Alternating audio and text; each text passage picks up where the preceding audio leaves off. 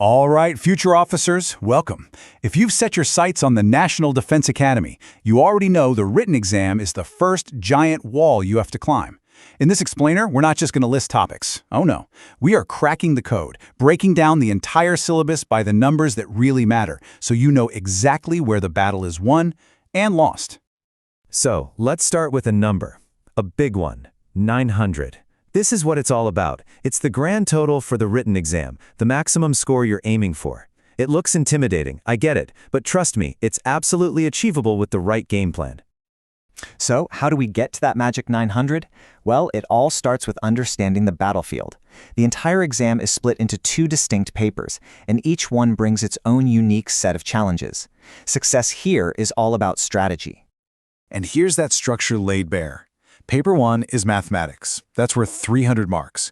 But then, look at Paper 2, the General Ability Test, or GAT.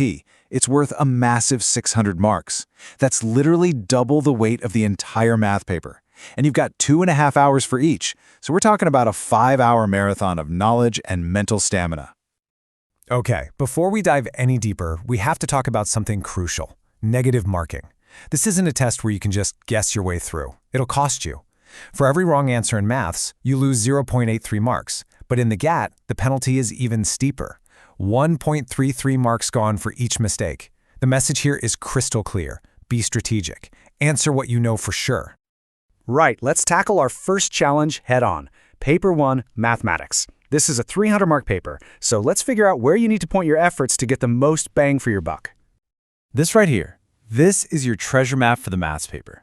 Just look at those numbers. Trigonometry and matrices and determinants show up with about 30 questions each. Add that up.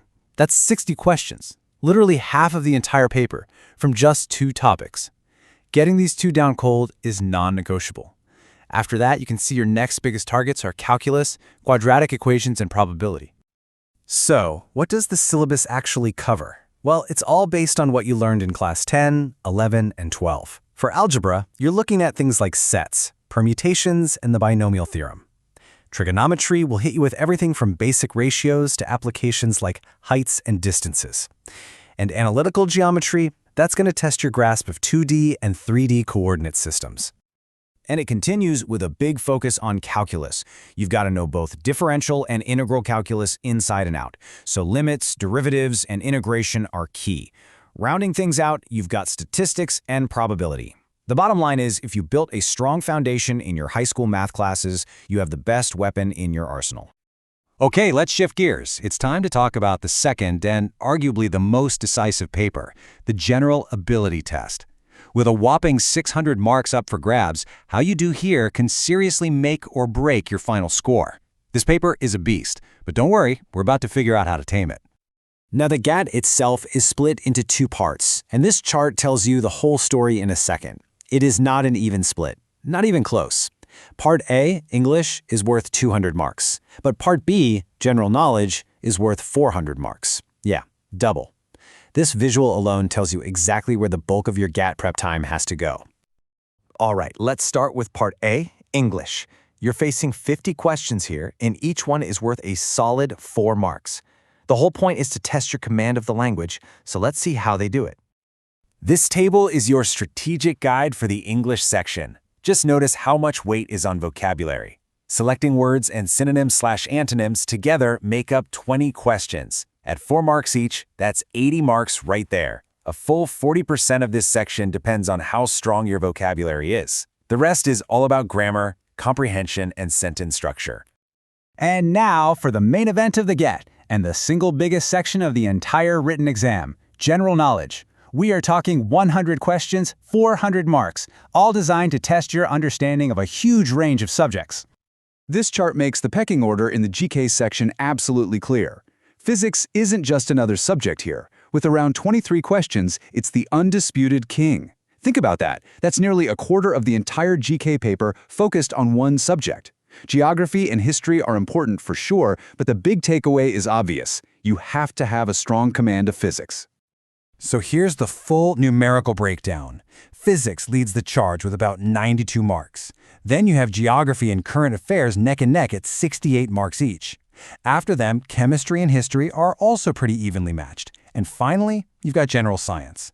This breakdown is your key to smartly dividing up your study time.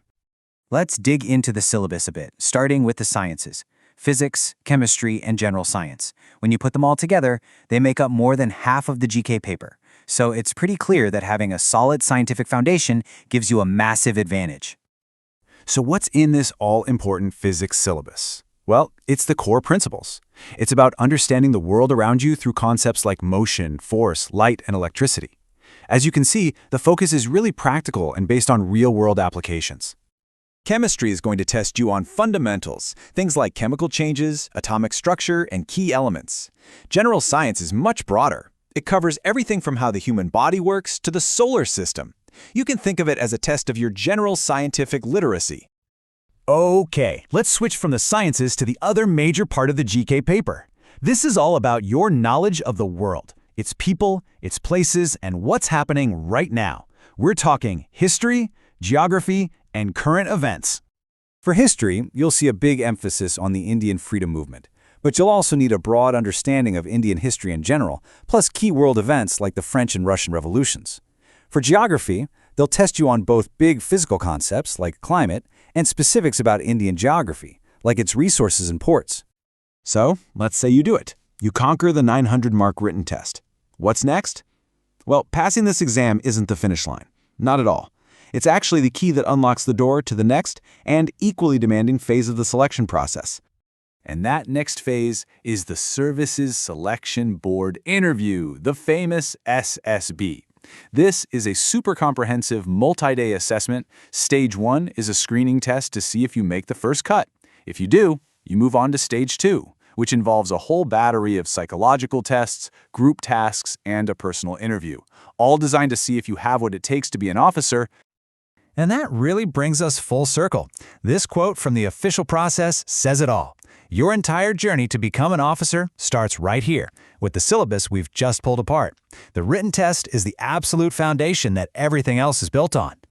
We've laid out the entire blueprint for you. The subjects, the marks, the topics where you can score big, the path forward is clear. So the only question left is the one you see right now. You have the blueprint. Are you ready to build your future?